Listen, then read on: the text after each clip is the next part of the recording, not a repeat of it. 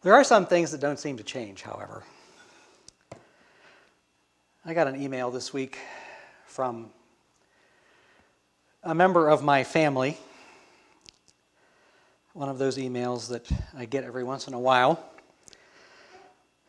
This one was about a Muslim postage stamp. Did you know that there was a Muslim postage stamp?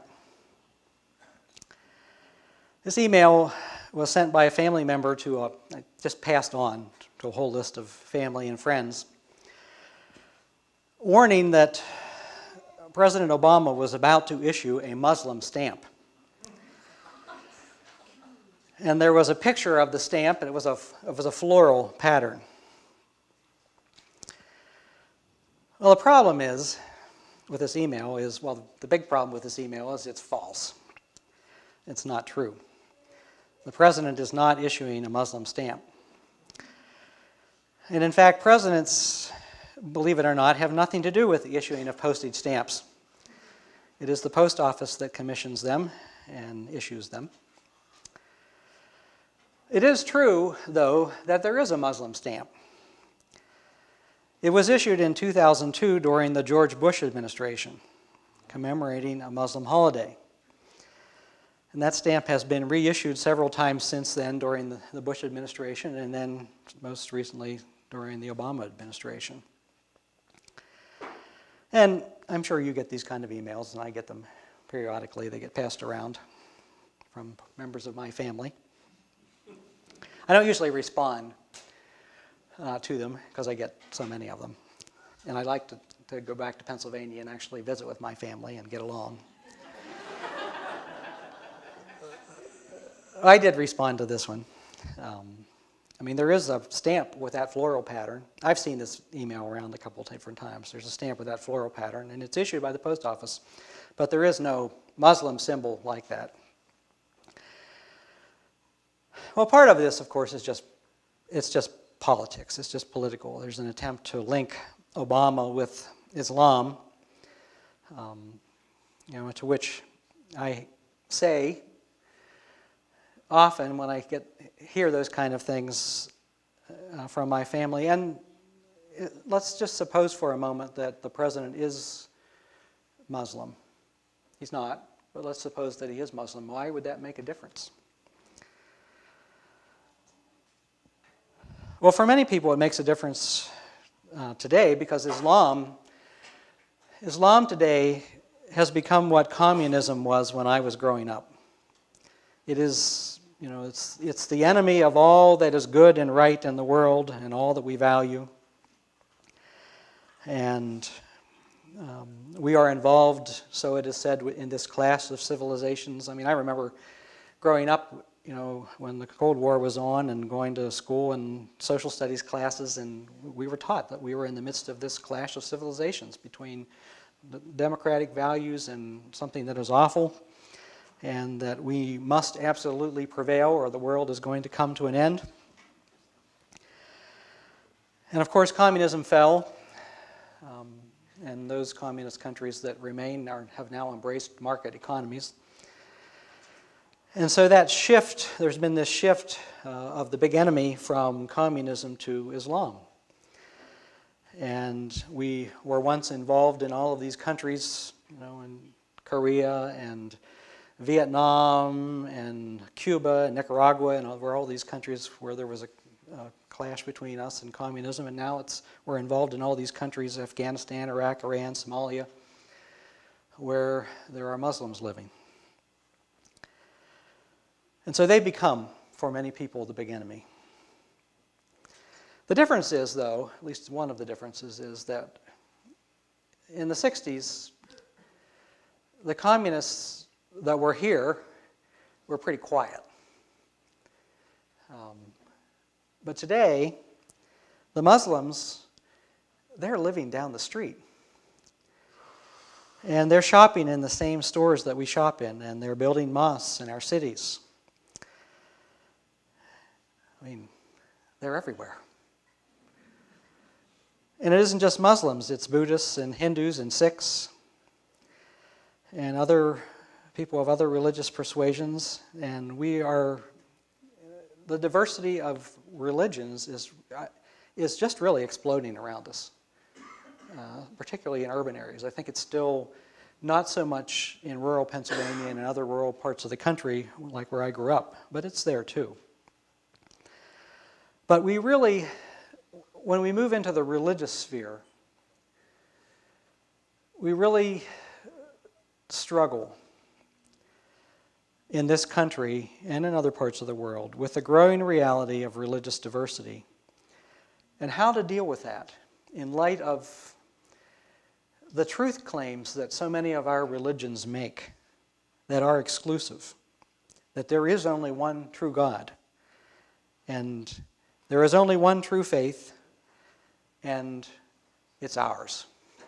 It's not theirs.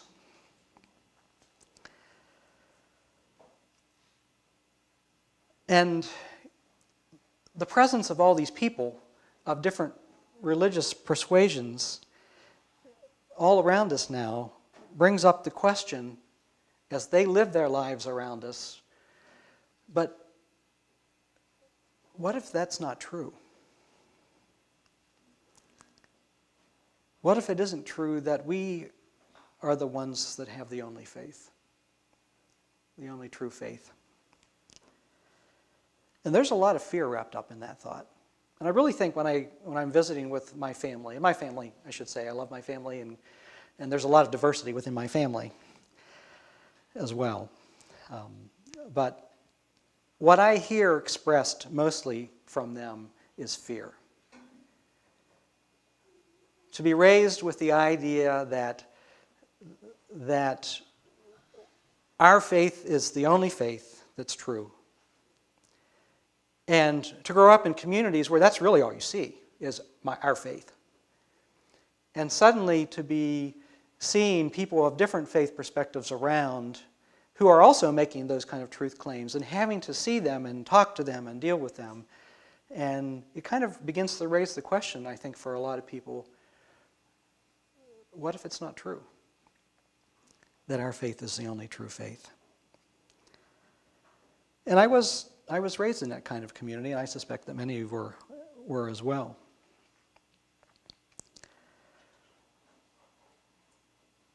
And when I talk to my family about this, and when we can talk about it, one of the things I talk about is think about whenever we were growing up with my cousins, and we were little, and we didn't even know any Catholics. And I didn't know any Catholics. I mean, I'm sure there were a few Catholics around, but we grew up in a heavily Protestant area. And, you know, what I heard growing up, I didn't hear about Islam, and I didn't hear about other religious persuasions outside of Christianity. What I heard was that you need to watch out for Catholics. They're the ones that are bad.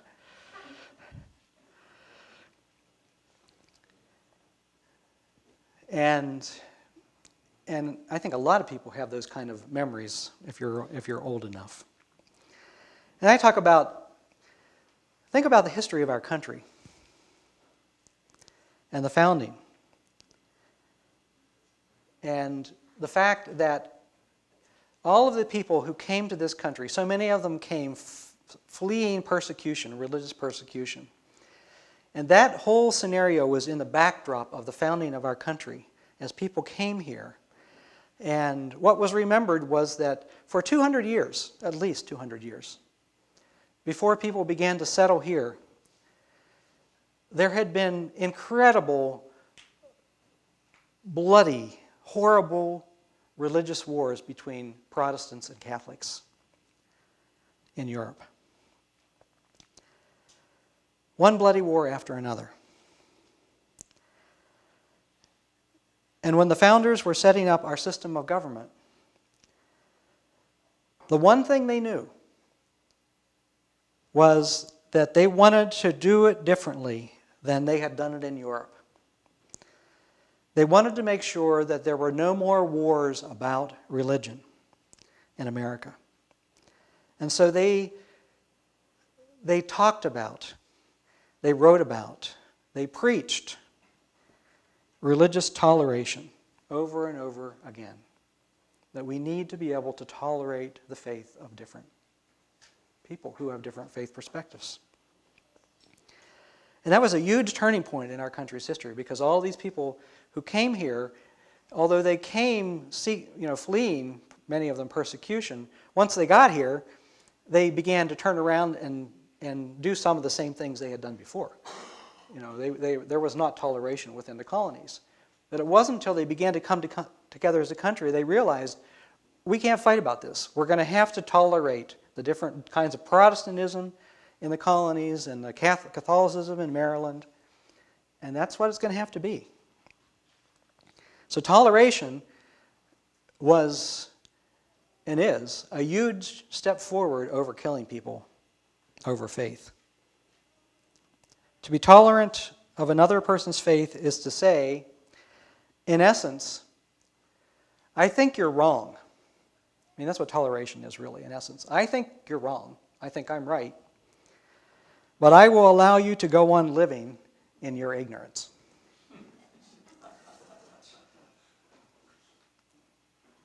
I mean, that was really the basis of the toleration. There was still a deep belief that there was one true religion, but we won't kill each other over this anymore. We will tolerate one another, even though we think the other people are wrong.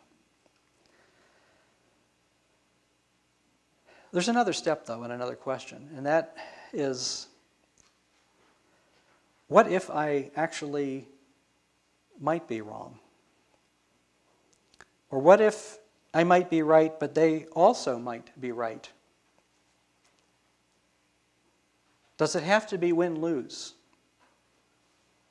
What if both of us are right, at least a little bit?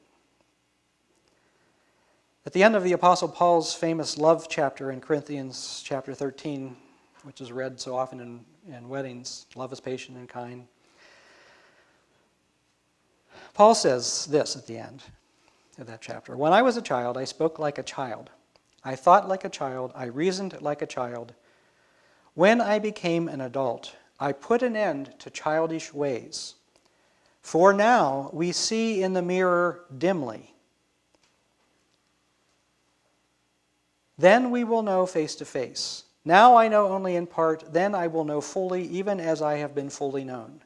And now faith, hope, and love abide, these three, and the greatest of these is love. When I was a child, I spoke, I thought, and I reasoned like a child. When I became an adult, I put an end to childish ways, which means I stopped doing what? I stopped believing that I see the whole truth now. To be an adult, to have the wisdom of an adult, is to know that we see through the glass but dimly. It was Paul's hope and faith that at death he would then see God face to face and know fully and truly and be known fully and truthfully.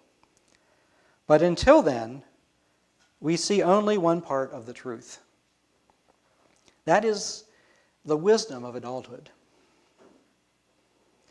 Richard Rohr, in his book of meditations, Yes and, has an essay that's entitled, A Little Bit of God Goes a Long Way. He says, a very little bit of God goes an awfully long way. When another's experience of God isn't exactly the way I would describe it, it doesn't mean that they haven't had an experience of God, or that their experience is wrong. What characterizes anyone who has had just a little bit of God is that they want more of that experience. But could it not be that this Hindu, this Sufi, this charismatic, this Jewish woman has in fact touched upon the same eternal mystery that I am seeking? Can't we at least give one another the benefit of the doubt? He says, I can be somewhat patient with people who think they have the truth. The problem for me is when they think they have the whole truth.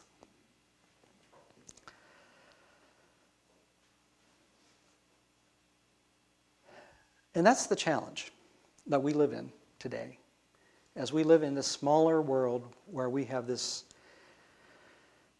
great diversity of religious perspective all around us, within Christianity and then just a world of difference in religion. And it's in the news, it's in the grocery store, it's everywhere we go. We see it over and over again. The challenge is to find a way to embrace and celebrate that diversity without giving up what we value of our own faith perspective. And without saying that it's all the same, they're all the same. They're not all the same. We all come out, all these different religious perspectives come out of different histories and different cultures and different traditions, and they're not all the same. And that's a good thing. But what each of us brings is our own unique history and our own unique perspective. And if we can find a way to hold on to what we cherish